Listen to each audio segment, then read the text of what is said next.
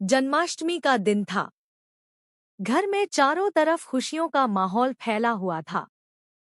ताई माँ ने इस शुभ अवसर पर मोहल्ले के छोटे छोटे बच्चों को अपने घर बुलाया था। उनका मानना था कि बच्चों को खिलाना पिलाना ही सच्चे अर्थों में भगवान कृष्ण की सेवा है। सभी तैयारियों के बाद ताई माँ बच्चों को बुलाकर प्रेम से खाना परोसने जा रही थी।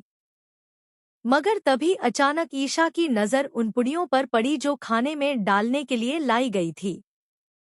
ईशा को कुछ अजीब सा संदेह हुआ, इसलिए उसने बिना किसी को बताए पहले ही उन पुड़ियों को खोलकर देख लिया।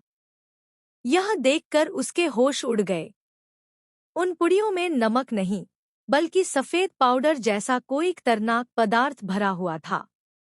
उसकी शक्ल देखकर ही लग रहा था कि यह किसी तरह का जहर है। ईशा के रोंगटे खड़े हो गए। उसने तुरंत ताई माँ का हाथ पकड़कर उन्हें रोक लिया और चिल्लाई, रुक जाइए ताई माँ, यह बच्चों को मत खिलाइए, इन पुड़ियों में जहर है। सभी लोग चौंक गए। ताई माँ हक्का बक्का रह गई। वहीं बच्चों के मासूम चेहरे देख ईशा की आंखों से आंसू निकलने लगे। अगर यह खाना बच्चों तक पहुंच जाता तो न जाने कितनी बड़ी त्रासदी हो सकती थी। उधर दूसरी तरफ सूरज अपने घर से खाना डिलीवर करने के लिए निकल चुका था। वह रोज की तरह खाने के डिब्बे अलग अलग जगहों तक पहुंचाने वाला था।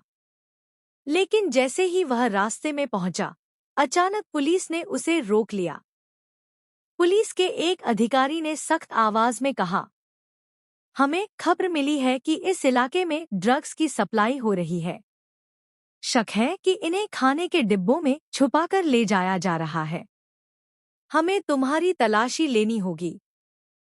सूरज ने बिना किसी डर के जवाब दिया, जरूर कीजिए, मैंने कोई गलत काम नहीं किया।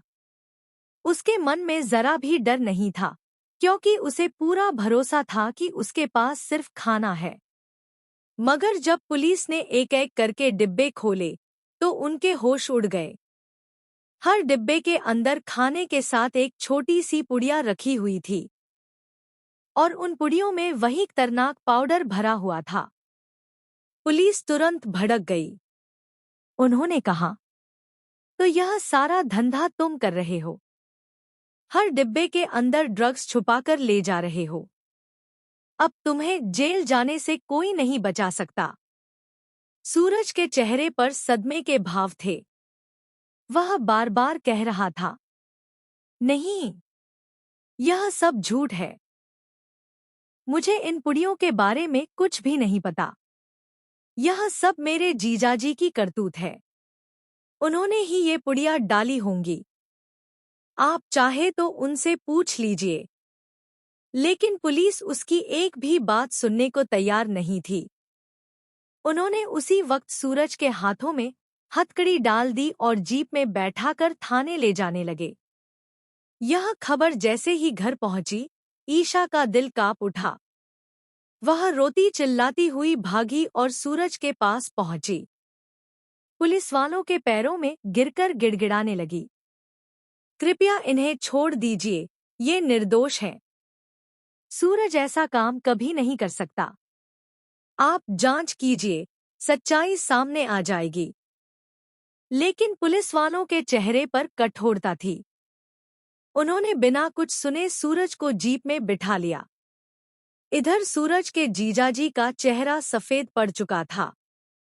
वह बुरी तरह डर गए थे, क्योंकि उनकी असलियत सामने आने का डर सता रहा था। घबराहट में उन्होंने तुरंत गुलाब सिंह को फोन लगाया और कहा, अब मैं यह धंधा आगे नहीं कर सकता। पुलिस तक बात पहुंच चुकी है। सूरज फंस गया है, लेकिन अगर और देर हुई तो मैं भी पकड़ा जाऊंगा। जीजाजी के ये शब्द सुनते ही माहौल और खतरनाक हो गया। और ठीक उसी वक्त कमरे के कोने में खड़ी ईशा यह